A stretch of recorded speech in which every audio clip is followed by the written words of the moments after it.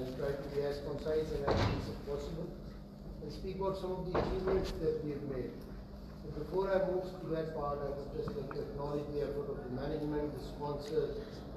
I think we are having this energy reform summit at a very crucial time because we are going through a transformational phase where we're looking at various options. And the energy landscape of Pakistan is changing, and it's changing fast. We're looking at more of indigenous sources through which we can bridge the gap. And in this phase of profound transformation, the main drivers, ladies and gentlemen, I believe would remain technology towards sustainable growth. I've been part of the planning process per se because as project director CPAC, I was actively engaged because the initial phase was all about energy and infrastructure. And I'm happy to report that as we speak, we have about 15 energy projects worth around $22 billion worth under various stages of implementation. This process was not so easy. We had our crests and we had our troughs. We had times where we were very happy with what we were achieving, and there were times that were like nightmares. But all in all, through the consensus and the synergy that we were able to develop, we reached where we are. And I also would like to acknowledge Amjad Saab for what he did in AEDB, and also Zubairi Saab as a private partner in what we do. Ladies and gentlemen, the long-term plan of CPAC envisages about 17,000 megawatt of energy. And like any responsible country, and while we were conceiving the plan, the initial projects obviously were about renewable. And my talk, of course, is about renewable energy and what it offers to Pakistan. And as a member of the long-term plan and also the energy development plan that was just articulated in 2019, where we had this the renewable energy policy speaking about possibilities.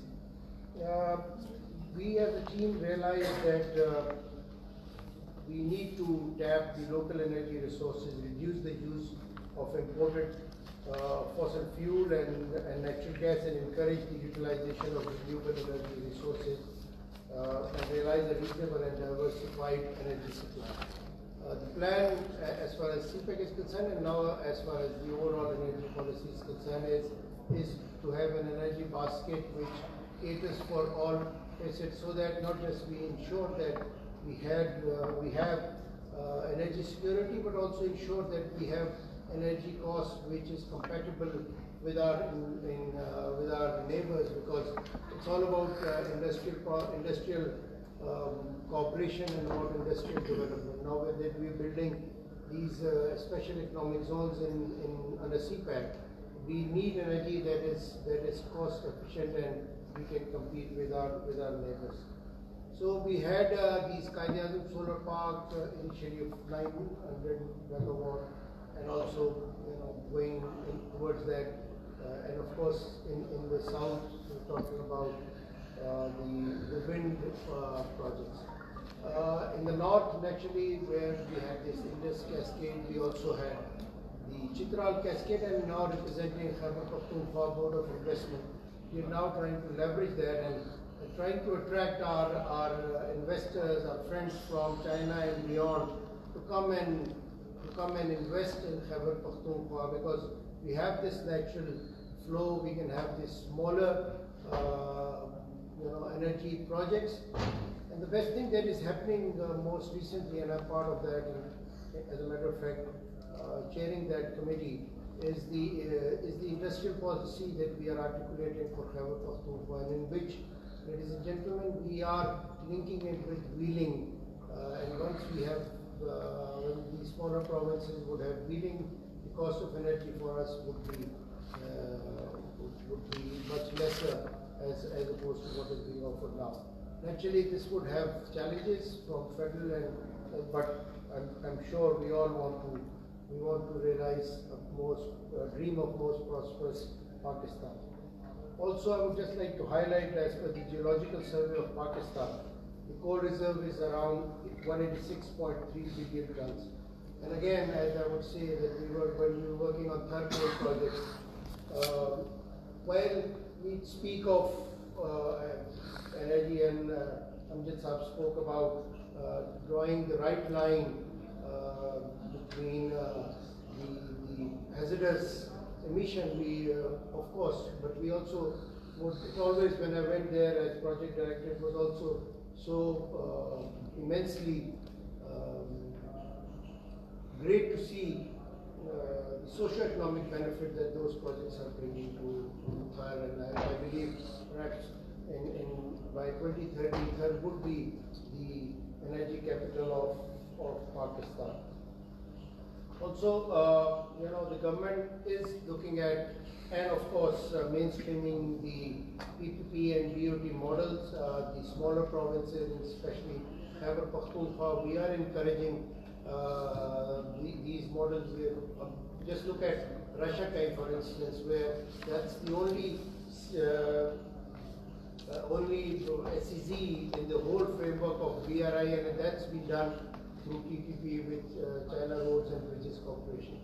So this, gives us the capacity to learn and go through the learning curve and now understand how best we can serve our investors. And I would also like to make a mention that sitting at the helm of Khyber Pakhtunkhwa Board of Investment, I promise you that we will ensure hand-holding from airport back to airport as we go back, and not just during the pre-investment phase, but also during the operations and post-investment phase.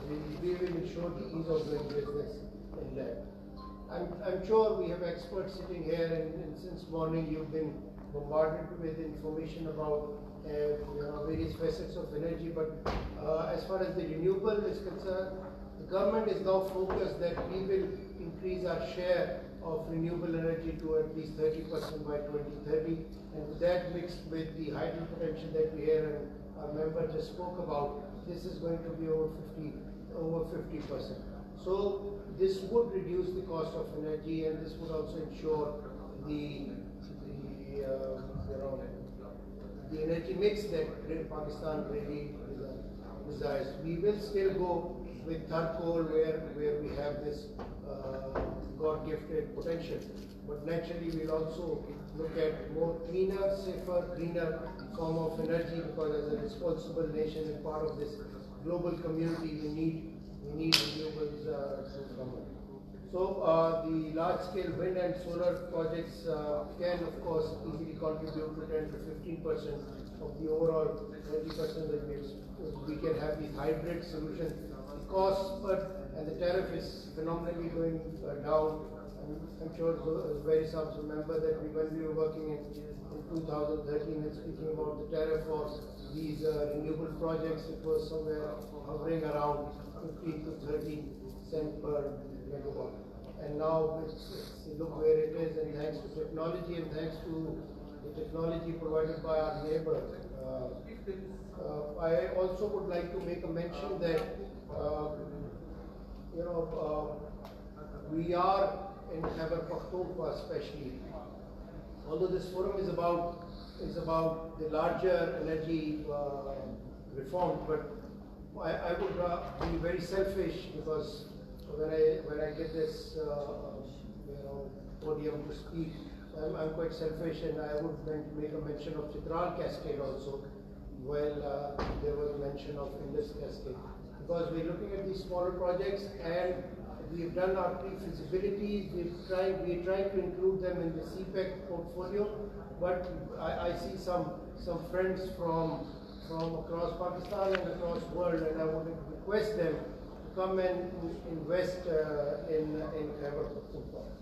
I believe, all in all, because of the renewable energy process that was reached out in 2019, we have set up the path, and as an academician who works on Chinese philosophies, I would make a mention lastly of one of the Chinese saying, says that it does not matter how fast you're moving, as long as you're moving. So we are moving in the right direction, and I'm sure we'll get there. Thank you very much, and enjoy the rest part of the conversation.